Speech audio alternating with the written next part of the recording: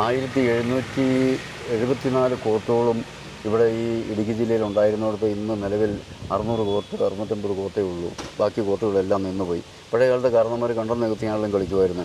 ഇന്നത്തെ ചെറുതലമുറ ഈ ഒരു പ്രസ്ഥാനത്തോട് ഒരിക്കലും യോജിച്ച് വരുന്നില്ല. കാരണം അവർക്ക് എല്ലാം മൊബൈലിൽ കണ്ടു, അത് കണ്ടു കഴിയുമ്പോൾ ഞങ്ങൾ നാഷണൽ കണ്ടു, ഞങ്ങൾ കളി പഠിച്ചു എന്നൊക്കെ പറയാനേ സാധിക്കുന്നുള്ളൂ. കളിക്കാൻ ഇന്നിപ്പോൾ ഒരു സ്ഥലങ്ങളിലുള്ള കോർട്ടുകളിൽ പോലും ഇന്നത്തെ ചെറുതലമുറകൾ വളരെ കുറവാണ്.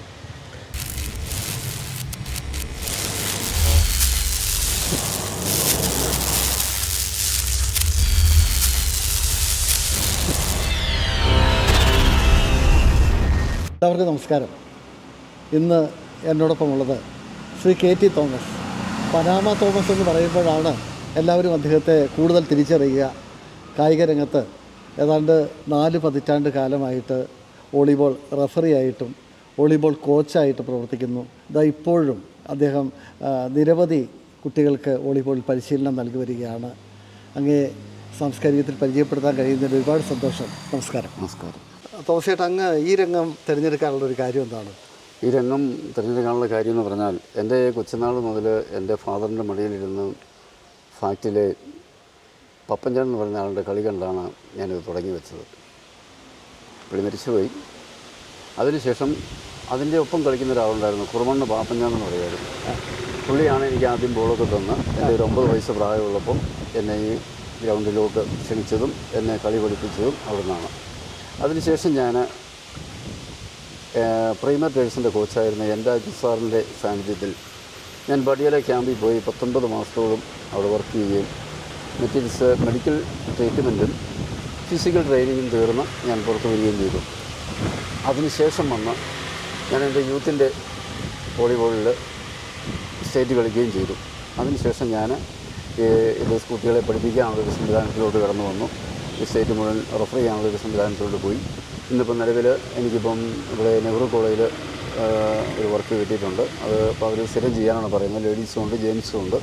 അപ്പോൾ 2 ടീമിനെ അവർക്ക് ഉണ്ടാക്കി കൊടുക്കണം. അതുപോലെ വിജയമാതാവിനാണെങ്കിലും ഞാൻ പഠിപ്പിച്ചു. അതുപോലെ പല അക്കാഡമികളിലും ചെന്ന് 2-3 മാസമൊക്കെ വർക്ക് ചെയ്ത് 13,000 പിള്ളേരെ വരെ ഞാൻ ഈ ഒരു സെറ്റിലേഷനിൽ ഞാൻ പഠിപ്പിച്ച് വിട്ടിട്ടുണ്ട്. അങ്ങൊരു പരിശീലകനായത് ഏത് വർഷമാണ്? ഏതാണ്ട് 84-85 മുതലാണ് ഞാൻ ഈ പ്രസ്ഥാനത്തിലോട്ട് ഒരു പരിശീലനത്തിൻ്റെ ഒരു സെറ്റിലോട്ട് കടന്നു വരുന്നത്. അതിന് മുമ്പ് കളിയും കാര്യങ്ങളുമായിട്ട് അങ്ങ് പോയിക്കൊണ്ടിരുന്നു. എത്രത്തോളം ശിഷ്യ ഘടകങ്ങൾ ഇപ്പോൾ ഉണ്ടാവും? ഇപ്പം നിലവിലിപ്പോൾ ഒരു ഇത്രയും കാലത്തിനിടയ്ക്കൊരു 11,000 പിള്ളേർ മിച്ചം ഇത്രയും കാലത്തിനിടയ്ക്കായി പോയിട്ടുണ്ട്. പലപ്പോഴും അങ്ങയെ കാണുമ്പോഴെല്ലാം അങ്ങ് വോളിബോൾ കോച്ചായിട്ട് എത്തുമ്പോഴെല്ലാം പനാമ തോമസ് വരുന്നുണ്ടെന്നാണ് പറയുക. അതിൻ്റെ പനാമ എന്ന് പറയാൻ കാരണം വെച്ചാൽ, ഞാൻ എൻ്റെ ചെറുപ്പത്തിൽ പനാമ സുഹൃത്ത് വിളിക്കുമായിരുന്നു. അത് ഈ എല്ലക്കല്ല് കുഞ്ചിത്തണ്ണി ഈ ഇടുക്കി ജില്ലയിലുള്ള ഒരുമാതിരിപ്പെട്ട എല്ലാവർക്കും അറിയാം. അപ്പോൾ ഞാൻ ആ സുഹൃത്ത് വിളിക്കുന്ന ഒരു സാഹചര്യം ഉണ്ടായിരുന്നതിൻ്റെ പേരിലാണ് എനിക്ക് ആ പേരുണ്ടായത്. ആ പേരുകൊണ്ട് എനിക്കൊരു നിന്നതയില്ല, പക്ഷേ സന്തോഷമുള്ളൂ. കാരണം ഒരു സ്നേഹത്തോടെ എല്ലാവരും വിളിക്കുന്നു. ആരും എന്നെ കളിയാക്കി വിളിക്കാറില്ല. ഞാനത് സന്തോഷത്തെ എന്തോന്ന് വിളിക്കാറുണ്ട്. എനിക്കതിനകത്ത് മടിയോ അല്ലെങ്കിൽ പ്രശ്നങ്ങളൊന്നുമില്ല. ആ ഒരു ഇതിലാണ് അങ്ങനെ പേരിടും. അപ്പം ഞാൻ എവിടെ റെഫർ ചെയ്യാൻ ചെന്നാലും അതേ പനാമയാണല്ലോ എന്ന് പറയാറുണ്ട്. സന്തോഷത്തോടെ അത് സ്വീകരിക്കാറുമുണ്ട്. ജനിച്ചത് എവിടെയായിരുന്നു? ജനിച്ചത് ശരിക്കും പറഞ്ഞാൽ കുറുമണ്ണ്, പാല കുറുമണ്ണിലാണ് എൻ്റെ ജനനം. പാല എന്നൂരാണ് ഞാൻ ഈ ഇങ്ങോട്ട് ഹൈറേഞ്ചിലോട്ട് കയറിയത്. ഇപ്പോൾ താമസിക്കുന്നത് ബാലഗ്രാം എന്നൊരു സ്ഥലത്താണ്. അപ്പോൾ ഹൈറേഞ്ചിലെ വോളിബോൾ താരങ്ങൾ നിരവധി പേരെ ഇപ്പം അങ്ങ് പരിശീലിപ്പിച്ചിട്ടുണ്ട്. ഈ പഴയതുപോലെ വോളിബോൾ എന്ന് പറയുന്ന കായിക രംഗം ഊർജ്ജസ്വലമായിട്ട് തന്നെ ഇപ്പോൾ പോകുന്നുണ്ടോ? ഇല്ല, വളരെ മോശമാണ്. കാരണം പഴയ കാലഘട്ടങ്ങളിൽ 1774 കോർട്ടുകളും ഇവിടെ ഈ ഇടുക്കി ജില്ലയിൽ ഉണ്ടായിരുന്നിടത്ത് ഇന്ന് നിലവിൽ 600 കോർട്ട് 650 കോർട്ടേ ഉള്ളൂ. ബാക്കി കോർട്ടുകളെല്ലാം നിന്നുപോയി. പഴയ കാലത്തെ കാരണന്മാർ കണ്ടം നികത്തിയാണെങ്കിലും കളിക്കുമായിരുന്നു. ഇന്നത്തെ ചെറുതലമുറ ഈ ഒരു പ്രസ്ഥാനത്തോട് ഒരിക്കലും യോജിച്ച് വരുന്നില്ല. കാരണം അവർക്ക് എല്ലാം മൊബൈലിൽ കണ്ടു, അത് കണ്ടു കഴിയുമ്പോൾ ഞങ്ങൾ നാഷണൽ കണ്ടു, ഞങ്ങൾ കളി പഠിച്ചു എന്നൊക്കെ പറയാനേ സാധിക്കുന്നുള്ളൂ. കളിക്കാൻ ഇന്നിപ്പോൾ ഒരു സ്ഥലങ്ങളിലുള്ള കോർട്ടുകളിൽ പോലും ഇന്നത്തെ ചെറുതലമുറകൾ വളരെ കുറവാണ്. സ്പോർട്സ്മാൻ സ്പിരിറ്റ് എല്ലാവരുടെയും മനസ്സിലുണ്ട്, പക്ഷേ കളിക്കളത്തിനിറക്കി കളിക്കാൻ ഒരു താല്പര്യമില്ല. കാരണം മൊബൈലിൽ ഇതെല്ലാം ഉള്ളതിൻ്റെ പേരിൽ ഇത് വളരെ ക്രിട്ടിക്കലായിട്ട് ഞാൻ നാഷണൽ കണ്ടു സാറേ, ഞാൻ നാഷണൽ കളി കണ്ടു. ഇങ്ങനെയുള്ളൊരു സിലബസുകളല്ലാണ്ട് പ്രായോഗികമായിട്ട് പൊതുവേദിയിൽ ഇറങ്ങി ഇതിനെ ഒന്ന് സബ്ജക്റ്റ് ചെയ്യാൻ ഇന്നത്തെ സ്റ്റുഡൻസ് വളരെ കുറവാണ്. ഈ നല്ല പരിശീലനം കൊടുക്കുകയാണെങ്കിൽ എത്ര നാൾ കൊണ്ട് തന്നെ ഈ രംഗത്ത് ഒരാൾക്ക് കളി പഠിക്കാൻ പറ്റും? ന്യായമായിട്ട് ശരിക്കും പറഞ്ഞാൽ നമ്മളൊരു 3 months ആവറേജ് നമ്മൾ 3 months ഫിസിക്കലും ബോൾ പ്രാക്ടീസും കൂടെ കൊടുത്തു കഴിഞ്ഞാൽ ആവറേജ് അവനൊരു ഗെയിം കളിച്ച് വരാനുള്ള സമയം ഉണ്ടാവും. അത് കഴിഞ്ഞിട്ട് പിന്നെ അവൻ്റെ പെർഫോമൻസ് അവൻ തന്നെ ട്രീറ്റ് ചെയ്യുക എന്നുള്ളതാണ് അതിനകത്ത്. ഒരു നിലവിൽ ഒരു നോർമൽ കേസിൽ പിന്നെ പ്രൊഫഷണൽ കേസാണെങ്കിൽ 1 വർഷമൊക്കെ 2 വർഷമൊക്കെ നമ്മൾ ഇതിന് തന്നെ പ്രാക്ടീസിന് അക്കാഡമിയിലൊക്കെ പോയി പഠിച്ച് മേപ്പോട്ട് കയറി പോകണം. ഇന്ന് നിലവിലെ വോളിബോൾ എന്ന് പറയുന്ന പ്രസ്ഥാനത്തെക്കുറിച്ച് ഒരു സർക്കാരോ അല്ലെങ്കിൽ ഒരു കാര്യങ്ങളോ ഒരു ചർച്ചകളിൽ ഒന്നിലുമില്ല. ഒരിടത്തും വോളിബോളിനെ കുറിച്ചില്ല. ക്രിക്കറ്റും ഫുട്ബോളും ഭയങ്കരമായ പരസ്യങ്ങൾ വരെ ചാനലുകാർ വരെ കൊടുക്കുന്നത് തന്നെയാണ്. പക്ഷേ വോളിബോളിനെ കുറിച്ച് യാതൊരു സിലബസുകളും ഇല്ല. ഒരുപക്ഷെ കേരളത്തിൽ ഏതാണ്ട് 4 നൂറ്റാണ്ട് മുമ്പ് ആവേശോജ്വലമായിട്ട് കളിക്കളം കീഴടക്കിയിരുന്ന വോളിബോളാണ്. 4 നൂറ്റാണ്ടുകൾക്ക് മുമ്പും അത് കഴിഞ്ഞതിന് ശേഷവും വോളിബോൾ എന്നുള്ള പ്രസ്ഥാനമായിരുന്നു കേരളത്തിൻ്റെ ഏറ്റവും വലിയൊരു ഒരു ഒരു ഇതിഹാസം. പക്ഷേ അത് ഇന്ന് പോയിട്ട് ഇന്ന് ആ ഒരു പ്രസ്ഥാനം വളരെ ഇപ്പം നിലവിൽ നടക്കുന്നുണ്ട്. അക്കാഡമികളിലും കോളേജിൻ്റെ അക്കാഡമികളിലും കോളേജ് തലങ്ങളിലുള്ളൊക്കെ ടീമുണ്ട്. പക്ഷേ പബ്ലിക്കായിട്ട് ടീമുകളില്ല. കളി വളരെ കുറവാണ്. തോമസ് സാർ പഠിപ്പിച്ച ആളുകളിൽ പ്രതിഭകളായി മാറിയിട്ടുള്ള ഈ രംഗത്ത് മിടുക്കരായി മാറിയിട്ടുള്ള ശിഷ്യഗണങ്ങളായിരിക്കും. അവർ നിലവിലിപ്പം പറഞ്ഞാൽ ഒത്തിരി പേരുണ്ട്. അവരും പോലീസിലുണ്ട്, അതുപോലെ തന്നെ എക്സൈസിലുണ്ട്, അതുപോലെ തന്നെ സർക്കാർ ജോലികളിലുണ്ട്, സ്പെഷ്യൽ ബ്രാഞ്ചിൽ, അങ്ങനെ ഓരോ ഡിപ്പാർട്ട്മെൻറ്റുകളിലൊക്കെ ജോലികളായിട്ട് പോയിട്ടുള്ള ഒത്തിരി ആൾക്കാരുണ്ട്. ഇപ്പോൾ ഇടുക്കി ജില്ലയിൽ ഹൈറേഞ്ച് മേഖലയിൽ പല വിദ്യാലയങ്ങളിലും അങ്ങ് പരിശീലകനായിട്ടുണ്ട് അല്ലേ? ഇപ്പോഴും പരിശീലനം കൊടുക്കും. നിലവിൽ ഇപ്പം നെഹ്റു കോളേജിൽ ഇപ്പം ഇന്ന് മുതൽ അവിടെ തുടങ്ങാനുള്ളൊരു സെറ്റപ്പിലാണ് ഇന്ന് പോകുന്നത്. ഇന്ന് അവിടെ 3 മണി മുതൽ തുടങ്ങണമെന്നാണ് അവിടുത്തെ പ്രിൻസിപ്പൾ നമുക്ക് തന്നിരിക്കുന്നത്. അപ്പോൾ അത് സ്ഥിരമായിട്ട് അവിടെ ചെയ്യാനാണ് പറയുന്നത്. അപ്പോൾ ഞാൻ ചോദിച്ചത് 3 months മതിയോ അത് 6 months വേണമെന്ന് വെച്ചാൽ അത് കണ്ടിന്യൂസ് ആകാനാണ് പറയുന്നത്. അപ്പോൾ അവിടെ കോളേജിന് ലേഡീസിൻ്റെ 2 പിള്ളേരവിടെ കളിക്കാറുണ്ട്. അവരുടെ കൂടെ ബാക്കിയുള്ളവരെയും ചേർത്ത് ജെൻസിനെയും ചേർത്ത് ഒരു ടീമാക്കി എടുക്കാനാണ് ഉദ്ദേശിക്കുന്നത്. ഈ ഒരു കാലഘട്ടത്തിൽ കായിക രംഗത്തേക്ക് അടുക്കാനായിട്ട് സർക്കാരും എല്ലാവരെയും പ്രോത്സാഹിപ്പിക്കുന്നുണ്ട്. കാരണം കുട്ടികളെല്ലാം ലഹരിക്ക് അടിമപ്പെടുന്നത്.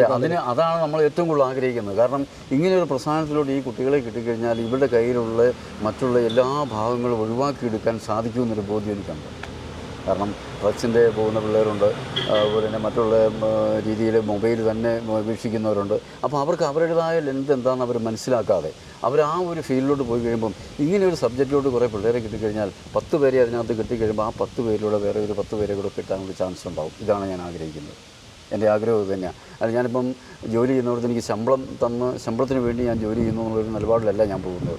ശമ്പളം അത് എന്തെങ്കിലും ഒരു സബ്ജക്റ്റ് ആണ് ചെയ്യട്ടെ.